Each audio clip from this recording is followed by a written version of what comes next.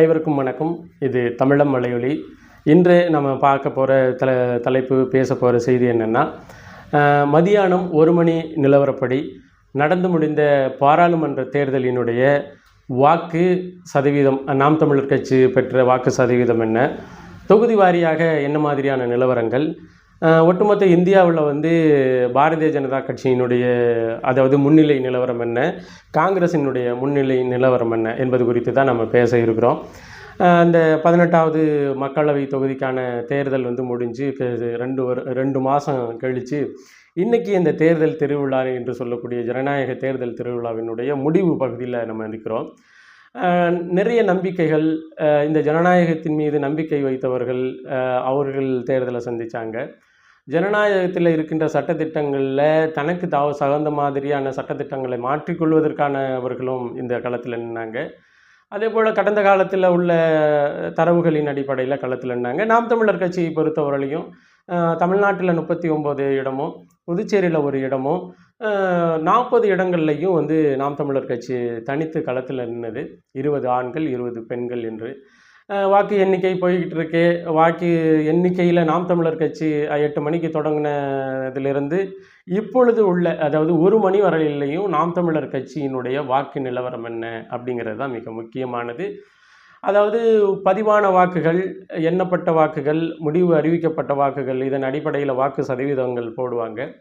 அதே போல் நாம் தமிழர் கட்சி பெற்ற வாக்குகள் என்ன, இதுவரையிலையும் பதிவான வாக்குகளில் எண்ணப்பட்ட வாக்குகள் எத்தனை, அதன் அடிப்படையில் இப்போதைய மத்தியானத்தினுடைய நிலவரத்தின்படி என்ன சதவீதம் நம்ம பெற்றிருக்கோம் அப்படிங்கிறது தான் இந்த பதிவினுடைய நோக்கம். இதனை தொடர்ந்து 3 மணிக்கு ஒரு பதிவு, என்ன சதவீதத்தில் இருக்கிறோம், எந்த இடத்துல என்ன மாதிரியான சூழல் இருக்குது அப்படிங்கிற மாதிரியும், 6 மணிக்கு ஒரு பதிவும், 6 மணிக்கு என்ன இடத்துல என்ன மாதிரியான சதவீதத்தில் இருக்கிறோம் அப்படிங்கிறதும், இரவு 9 மணி 10 மணி வாக்கில் இன்னொரு பதிவும், நம்ம அதாவது தொடர்ச்சியாக என்ன மாதிரியான போக்கு நிலவுகுது அப்படிங்கிறத பார்க்குறது தான், அதன் பொருட்டு தான் அதுங்கிறோம். இப்போதைய பொறுத்தவரையிலையும் நாம் தமிழர் கட்சி களத்தில் வாங்கின வாக்குகள் என்ன அப்படிங்கிறது தான் நம்ம பார்த்துருக்குறோம். நிறைய இடங்களில் முன்னணி வேட்பாளர்கள் அவர்கள் குறித்த அந்த அப்டேட் இருக்கிறதுனால, அல்லது அதிகபட்சமாக வாக்குகளை பெற்றவர்கள் திராவிட முன்னேற்றக் கழகம், அண்ணா திராவிட முன்னேற்றக் கழகம், இவங்களுக்கு மட்டுமே அப்டேட்டை தேர்தல் கமிஷன் போட்டுட்டு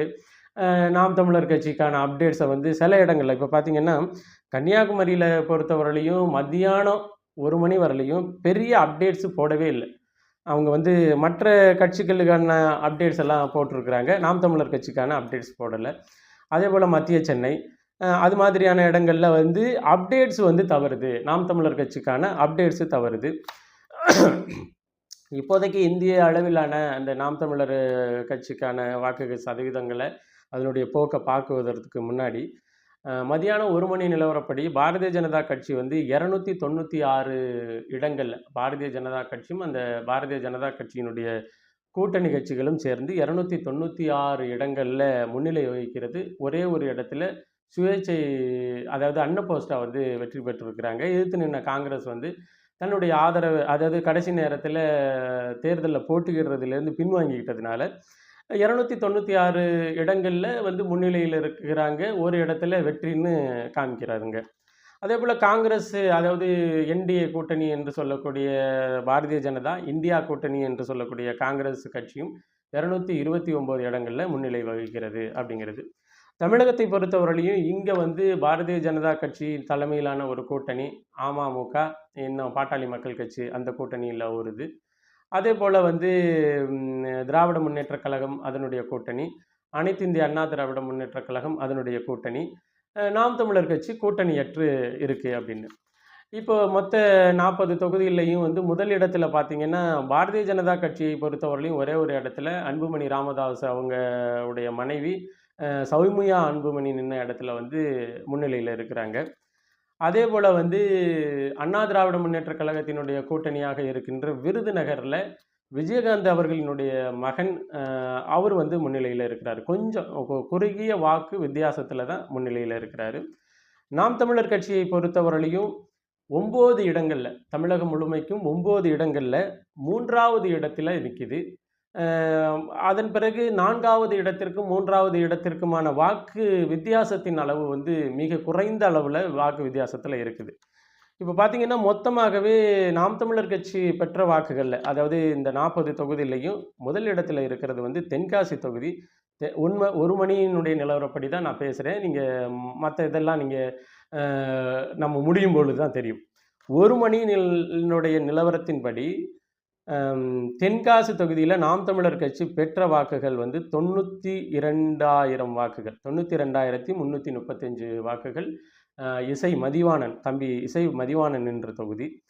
அதன் பிறகு பார்த்தீங்கன்னா, தூத்துக்குடியில வந்து 1 மணி நிலவரத்தின்படி 71,730 வாக்குகள். நீங்க அதில சதவீதத்தின் அடிப்படையில பார்த்தீங்கன்னா 19% வந்துருது. தென்காசியில சதவீதத்தின் அடிப்படையில பார்த்தீங்கன்னா 12% வந்துருது. அதாவது தனியா அந்த தொகுதிக்குமானது. அதன் பிறகு பார்த்தீங்கன்னா, டெல்டா மாவட்டங்கள்ல இருக்கின்ற மயிலாடுதுறை, தஞ்சாவூர், நாகப்பட்டினம் இது எல்லாமே 50,000 வாக்குகள தாண்டி இருக்குது. 50,000 வாக்குகள டெல்டா மாவட்டங்கள் தாண்டி இருக்கின்றது. திருச்சிராப்பள்ளி வந்து 30,000 தாண்டி இருக்குது. நான் இது எல்லாமே சொல்றது வந்து இது 1 மணியினுடைய நிலவரம் தான். இப்போ வந்து வட சென்னையில வந்து 28,800 வாக்குகளையும், தென் சென்னையில வந்து 17,545 வாக்குகளையும், மத்திய சென்னையில அப்டேட் ஆகாம இருக்குது. 9,000 வாக்குகள் இருக்குது. திருப்பெரும்புதூர்ல வந்து 37,018 வாக்குகள். காஞ்சிபுரத்தில் 45,153 வாக்குகள். அரக்கோணம், வேலூர் 2 தொகுதிகளிலையுமே இந்த சுற்றுகள் அப்டேட் ஆகாம இருக்குது. 13,000 இருக்குது.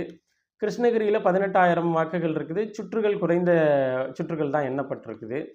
தருமபுரி, திருவண்ணாமலை இது 2மே 30,000 வாக்குகள். 25,000, 30,000 அந்த வாக்குகள் இருக்குது. அடுத்து கள்ளக்குறிச்சியில 36,000 வாக்குகள். அது மாதிரி நீங்க தொடர்ச்சியா நம்ம 40 தொகுதிகள்லையும் 20,000 தாண்டிய வாக்கு மதிப்புகள், அதாவது சுற்றுகள் 4 சுற்றுகள், 5 சுற்றுகள், 6 சுற்றுகள் இந்த முடிவுல இந்த வாக்குகள் இருக்குது. மொத்த வாக்குகள் இதுவரையிலையும் 1 மணி நிலவரப்படி நாம் தமிழர் கட்சி மொத்தமாக பெற்ற வாக்குகளின் எண்ணிக்கை வந்து 12,68,688. 12,68,688. இந்த மொத்தமாக நம்ம வாங்கின வாக்குகள்ல பர்சன்டைல் பர்சன்டேஜ் போடுவோம் இல்லையா? பர்சன்டேஜின் அடிப்படையில் இந்த பர்சன்டேஜ் எப்படின்னா இது மாறக்கூடியது. இப்போ நான் வந்து 1 மணி நிலவரப்படி சொல்கிறேன். நீங்கள் இதை காணொலி பதிவை பார்க்கும் பொழுது கூட சில மாற்றங்கள் இருக்கலாம். 1 மணி நிலவரப்படி அதாவது எல்லா கட்சிகளும் பெற்ற வாக்குகள், அதாவது எண்ணப்பட்ட மொத்த வாக்குகளில் நாம் தமிழர் கட்சி பெற்ற வாக்குகள் இது 2க்குமான சதவீதத்தை போடும் பொழுது 12% நாம் தமிழர் கட்சி தொட்டு நிற்கின்றது. இது ஒரு முக்கியமான நகர்வு. இன்னும் சொல்லப்போனால் ஒரு தொகுதிகளில் 7 சுற்றுகள் எண்ணியிருக்கிறாங்க. ஒவ்வொரு தொகுதியில் 4 சுற்றுகளை முடிஞ்சிருக்காங்க. ஒவ்வொரு தொகுதியில் வந்து 8 சுற்றுகளை எண்ணி முடிச்சிருக்கிறாங்க. இதன் அடிப்படையிலேயே 1 மணி நிலவரப்படி தோராயமாக எல்லா தொகுதிகளையும் சேர்த்து தோராயமாக ஒரு 7 சுற்றுகள் எண்ணி முடிக்கப்பட்ட ஒரு சுற்றுகளாக நம்ம வச்சுக்கிட்டோம்னாலுமே சரி, 7 சுற்றுகளின் முடிவில் 12,76,688 12,76,688 வாக்குகளை பெற்றிருக்கு நாம் தமிழர் கட்சி. அது பர்சன்டேஜா, அதாவது மொத்தமாக எண்ணப்பட்ட வாக்குகள் நாம் தமிழர் கட்சி பெற்ற வாக்குகள் அப்படின்னு போட்டு பர்சன்டேஜ் போடும் பொழுது 12.93% நாம் தமிழர் கட்சி 1 மணி நிலவரப்படி பெற்றிருக்குங்கிறது தான் செய்தி. மற்றபடி தொடர்ச்சியாக இன்னும் வந்து ஒரு சில தொகுதிகளில் 30 சுற்றுகள் இருக்குது. ஒரு சில தொகுதிகளில் 25 சுற்றுகள் இருக்குது. ஒரு சில தொகுதிகளில் 24 சுற்றுகள் இருக்குது. இது எல்லா சுற்றுகளையும் நம்ம வந்து எண்ணி முடிக்கும் பொழுது தான் மொத்தமான வாக்குகள் குறித்து நம்மளால் பேச முடியும். இந்த நிலவரத்தின்படி முதல் இடத்தில், அதாவது 1 மணி நேரத்தினுடைய நிலவரத்தின்படி அந்த வாங்கிய மொத்த வாக்குகளில் முதலிடத்தில் தென்காசி தொகுதியும், 2வது இடத்தில் தூத்துக்குடி தொகுதியும், 3வது இடத்தில் திருநெல்வேலி தொகுதியும் இருக்கின்றது. டெல்டா மாவட்டங்களாக கருதப்படுகின்ற இது அந்த நம்ம தஞ்சாவூர், நாகப்பட்டினம், மயிலாடுதுறை இது எல்லாமே 50,000 வாக்குகளை தொட்டு நிற்கின்றது. அதே போல் வந்து கரூர், திருச்சி இது எல்லாமே 45,000 வாக்குகளை தாண்டி நிற்கின்றது. அதே போல் திண்டுக்கல் தொகுதி, திண்டுக்கல்லில் வந்து 47,000 வாக்குகளை நம்ம பெற்றிருக்கிறோம். 47,000 வாக்குகள் 1 மணி நிலவரப்படி. இதுபோல் மதுரையில் வந்து 49,000 வாக்குகளை 1 மணி 1 மணியினுடைய நிலவரப்படி பெற்றிருக்கிறோம்.